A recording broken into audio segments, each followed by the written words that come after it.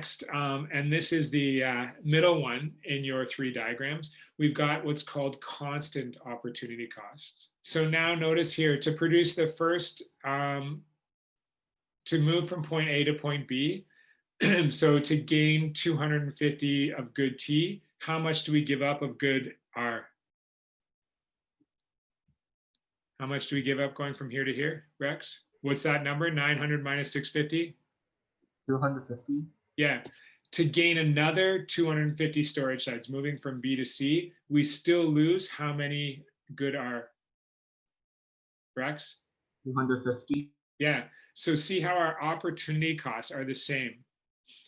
The idea with this example is that you've got two goods that are very similar. So the resources used to produce them are also similar and fully transferable from one task to the other. So if all of our resources are just as effective at producing either good, it doesn't matter how much of good T we produce, we're always going to be giving up the same amount of good R. Our opportunity costs are going to be constant because our resources are fully transferable between the two tasks. So examples of this might be leather baseball gloves and leather purses. Okay, so our raw materials are the same. Our machinery could be the same with just slight modifications. Our workers could be the same. So you can easily transfer all the resources from one task to another. So in theory, leather purses, leather baseball gloves, you should be able to switch back and forth. Maybe even a better example would be leather purses and leather wallets or something like that. Okay, do you see what I mean? How the goods are fairly similar, so therefore the resources used to produce them are also quite similar. Okay, so that's constant opportunity cost. And again, the only time constant opportunity costs would exist is when, Calvin? Because the goods are very similar, so the resources are also very similar. Yeah, So and the resources are fully transferable, just as effective at one task or the other. Okay, and that's a straight line production possibilities curve whenever you've got constant opportunity cost. So let's move on to the third one then. This is called decreasing opportunity cost. Okay, and this is a bit of an unusual scenario.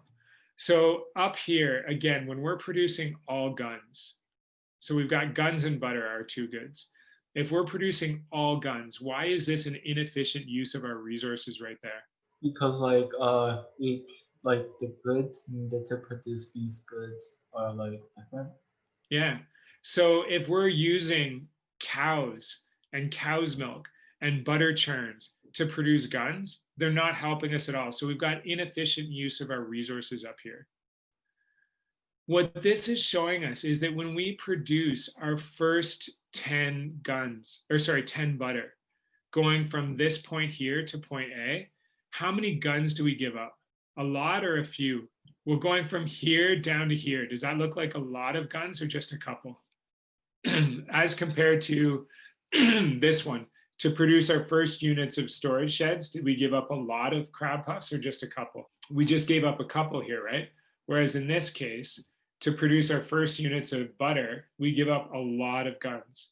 So what do you think that tells us about the resources that we're transferring to butter first? If we're giving up a lot of guns right away, what resources must we be transferring to butter first?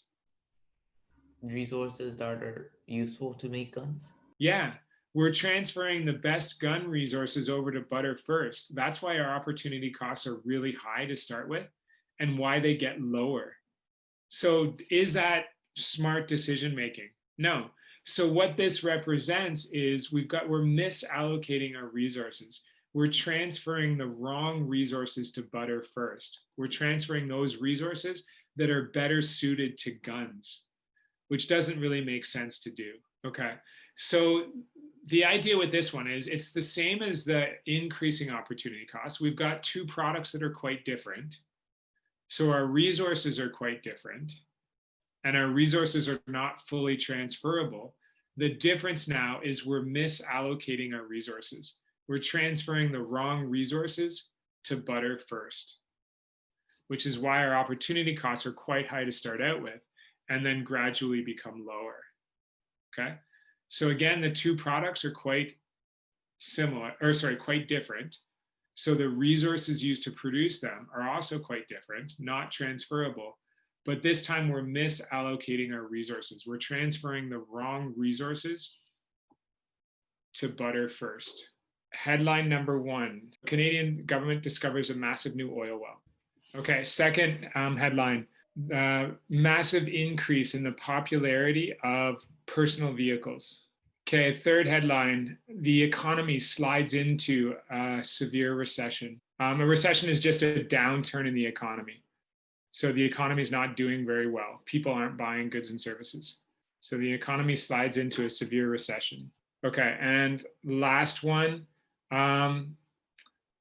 heat wave makes it harder for people to keep their food fresh. Okay, so what did everyone put for the first one? So if we have a new resource, what does that do?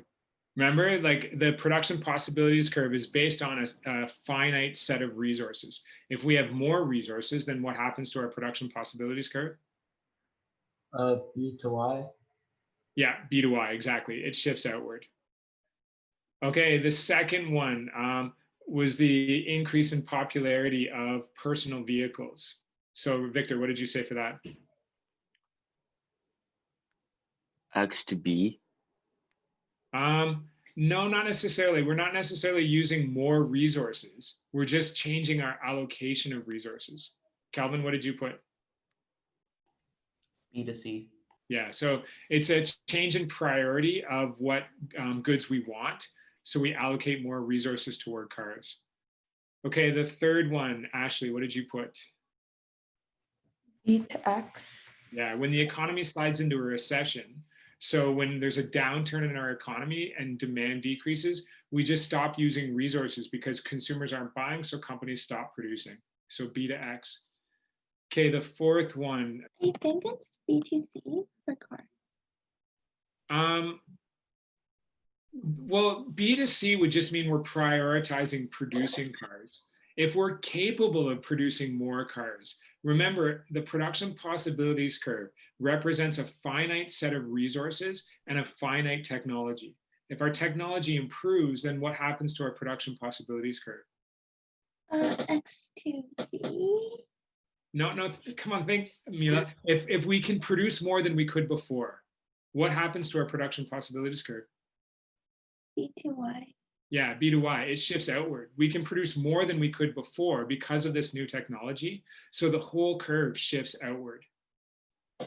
Okay, so remember, any production possibilities curve is a given set of resources and a given set of technology. If there were no such thing as scarcity, we wouldn't have a production possibilities curve. We just have open axes. We could produce as much of either good as we want.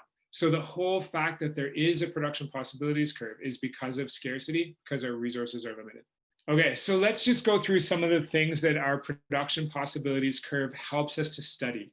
So we just talked about the fact that it helps us to study the idea of scarcity. It shows us scarcity by the fact that there is a curve.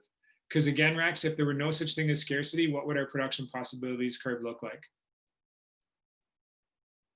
It would be like unlimited. Yeah, there would be no curve. It would just be open axes. We could produce as much of either good as we want. So the fact that there is a curve shows us scarcity. What other concepts can we study with the production possibilities curve? Remember, our resources are not, come on guys, think, let's go. Not property. Yeah, so unemployment, right? We've got unemployed resources, okay? If we're on the curve, what does that tell us about our resource usage? Calvin? Efficiently used and employed. Right, so that shows us the concept of full employment of resources. So we've got the idea of scarcity. We've got the idea of unemployment. We've got the idea of full employment. When we move from here to here, we gain more cars, but what do we give up? To gain more cars, what do we give up? Oh, we give up a certain amount of refrigerators. Yeah, exactly. And Ashley, what is that called? What's the economic term for that when we give up refrigerators? Opportunity cost. Right. So the production possibilities curve also allows us to study opportunity costs. So we've got scarcity, the fact that there is a curve. We've got unemployment if we're inside the curve. We've got full employment if we're on the curve. We've got opportunity costs moving along the curve. And then what if the curve shifts outward? What did that show us? If we move out. It means Remember? like any increasing of quality or quantity. Of resources. Yep, exactly. And remember, we called that potential growth or economic growth. Okay, so see how there's a number of different concepts that the production possibilities curve allows us to be able to study. To be able to study those, there were the simplifying assumptions that we had to make. So we don't worry about the demand side of the equation. We don't worry about distribution of the goods. All we worry about is it possible to produce? Ashley, if we're at point Y, what does that show us? Or sorry, point B or A or C? We're efficiently using our resources. Yep, so full employment. Yeah. Okay. Okay, so again, we've got scarcity shown by the fact that there is a curve. Unemployment if we're inside the curve. Full employment if we're on the curve. Actual growth if we're moving from a point inside the curve toward a point on the curve. Potential growth if the curve shifts outward. And then opportunity costs if we're moving along the curve. Okay, so see all these different concepts, what a powerful model this is. Just by making a few simplifying assumptions, we're able to study all of these different things.